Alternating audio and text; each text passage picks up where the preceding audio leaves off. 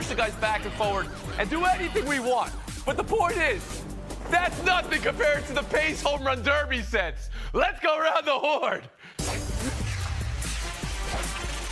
Hard to keep up. Let's all give it a good they thought. picked up the speed of this thing. It is frenetic now, isn't it? For better or worse. I don't know. You can make a ruling on that. Home run derby lunacy. 41 home runs in round one for Julio Rodriguez in front of the home fans. Unbelievable laser show. Pete Alonso mashed some really tough pitches and lost by 20. But of course, Rodriguez, after 4,000 swings in 3 minutes, a little tired by round two, and he went out. Adley Rutschman, by the way, both sides of the plate, the switch hitter hit home runs from. Arozarena, some missiles, but in the end, Vladimir Guerrero Jr., just like his old man, 16 years earlier, home run derby champion. Bill, I know you love this. You were watching, you were rooting, and predicting Mookie Betts. Guerrero's the champ, but who won the derby? Poor Mookie said he just didn't know what to do. He didn't know how to swing for a home run. He was lost. And exhausted. Adley Rutschman stole the show in the home run derby. From the 38-year history of the derby, nobody's ever before swung from both sides of the plate. 21 home runs left-handed, 7 home runs right-handed. He was awesome. His dad was pitching to him. It's a ballpark he went to as a kid because he grew up in Oregon. It was a perfect storybook tale. He should have won. I wish he'd have won. I was cheering for him. Gordy Cronin, who won the derby? What Julio Rodriguez did last year at Dodger Stadium in the first round was record-breaking, and then to do it in front of his home fans in the first round, 41 home runs. Like, try to think about that number. 10 in under 1 minute, 20 in under 2 minutes. Pete Alonso at the end of it, even though he lost by 20, had to go up to him and say, wow. And that's exactly what I'm saying. 61 in total. He only hit 20, and I use my air quotes there, only hit 20 because he was so gassed in the second round. But the coolest part of this, he teamed up with Alaska Airlines, and their promotion from this, they're giving out 61 free flights in honor of his 61 home runs. I want to sign up for that. A lot of miles in his home Alaska runs. Airlines. I think if you were measuring, it was over 3 miles of home runs. David Dennis Jr., who won the derby? Pardon me for going with the guy who won the Derby, Vladimir Guerrero, 16 years after his dad did. Incredible moment there for them to share. And he beat the juggernaut Mookie Betts in the first round, who Bill guaranteed was going to win the home run derby a few days ago. So for him to come back and win, that one is amazing. But beyond that, the guy who I was most impressed with was replacement pitcher Aaron Myers, who was throwing Alonso heaters. He was throwing sliders. Like, was he trying to get on a roster or something? He was giving some nasty stuff. You don't want your home run derby pitcher to have an incredible spin rate, but incredible spin rate from Alonso's pitcher. And Yusriel Gutierrez. Once again, to me, the Derby won the Derby. Fast baseball, baby. It is here to stay, and the Derby has been doing this for a while. Ever since they went to the rule where you don't have to wait for the ball to land, it felt initially like sensory overload, but now that's what everybody wants, sensory overload. We want 5 screens at a time. It used to be where Chris Berman could fit in a back every once in a while, and now you just gotta, maybe try to keep up. So it works for you. And then when you have all that excitement, all the players, there's so many different storylines. You don't need one superhero to carry the Derby. You have so many here. And Rodriguez, there have been 8 rounds of 30 or more home runs. He has 3 of them, and he's 22 years old. So he's crazy impressive. But as David said, the winner was the winner. I mean, the father-son combo of Vlad Jr. and Vlad Sr. having won it after Vlad Jr. not winning it the other in 2019. It was a great home run derby. I know we're having fun with it and who won, even though we had a winner. But really, the pace of it, did you find it at all made it more difficult to watch, to enjoy, or to track the baseballs, Bill? No, it was tremendous. Okay. I love the pace, but am I really going to get 0 points for Mookie Betts hitting 11 home runs? Come on. He did his best. I love you, Bill. I love that we picked best. who would win the home run derby, and we're holding you accountable. Courtney, is it all right? Is the pace all right? It is, but I felt like Randy Arozarena in the final round got gypped a home run or 2. I was watching how it was getting tracked, and it felt like it was not syncing up correctly. Just want to put that out. I will say this, though. At one point, there's so many balls in the air, and you've got young kids shagging flies that don't make it, but those aren't flies. Those are 115-mile-per-hour, 330-foot bombs, and somebody got hit in the head. They were okay, but there's a lot going on there. It's frenetic. Much like this show. We've been horned. We'll move on.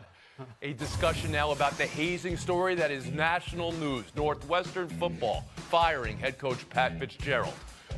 That was not the first course of action, also part of the story. A school investigation that began in January led to 2-week summer suspension for Fitzgerald. As the university announced this past weekend, the investigator could not confirm Fitzgerald knew hazing was going on in the program. It was only after the school's newspaper, the Daily Northwestern, reported details of the alleged hazing, and the response to that the school acknowledged forced participation, nudity, and sexualized acts of a degrading nature were in clear violation of Northwestern's policies and values. Here, what a former player alleges to have been the program-wide method: older players wearing masks would restrain younger players in a dark locker room, engage in sexualized behavior, with Fitzgerald signaling for players to be added to the list with a specific clapping motion during practice. That's the allegation. In a statement, Fitzgerald maintained no knowledge whatsoever of any form of hazing within the program. He has hired lawyers. There's also this letter of support from the team for Fitzgerald, signed the entire team. There is a lot here, and these things often have an energy of their own, as you saw with the reporting over the last week. Courtney, what does Northwestern and college football have here today? An institutional failure of the nth degree on the university and on the football team itself. Tony, when Michael Schill initially suspended Pat Fitzgerald for 2 weeks, this was a Friday news dump. They hoped they could sweep this under the rug, that he would come back in time for their season to get started, and it wouldn't be a story. Michael Schill only did the right thing when he felt public pressure to do so, and that was after the story came out from the Daily Northwestern with all of the details about what was allegedly happening inside of the locker room. The issue I have here is that, as we know from the independent investigation, Pat Fitzgerald allegedly had no direct knowledge of what was going on with his team in regards to hazing, but the report said that he had opportunity to find out. If you are the leader of a football team, the leader of young men trying to turn them into functional members of society, it is on you to figure out how to find out that information. They had 24 staffers, assistant coaches, support staff members. That doesn't even include the GAs, the equipment people that could have told Pat Fitzgerald about this. He could have empowered them as a leader to let them know, it's okay, you can tell me what's going on in this locker room if I can't have my eyes on everything. He didn't do that. As President Truman said, the buck stops here, and it stops with the person who's the head of the football program. David Dennis Jr. I want to first acknowledge in some bright light here, and that these students in the nation where we are shuttering sports departments across the country, these students are showing the importance of sports journalism in the future is bright. Now, with that said, I want to speak as somebody who got his master's from Northwestern, talk about the institutional malpractice that is going on here. And Courtney said the buck stops here. The buck stops beyond the coach. It stops at the president, who to this point has only written letters and will not stand up and answer questions about why he initially only gave 2 weeks of a penalty when this should have been fireable from the beginning. This is about more than that football team, because you have to acknowledge the fact that the baseball coach is also under scrutiny for the way that he treated his players. And also beyond that story, there are stories of former football players who have dealt with racism from that coach and the way that they were treated, in addition to a report of 2021 of a cheerleading coach who was taken out for that same exact racism, which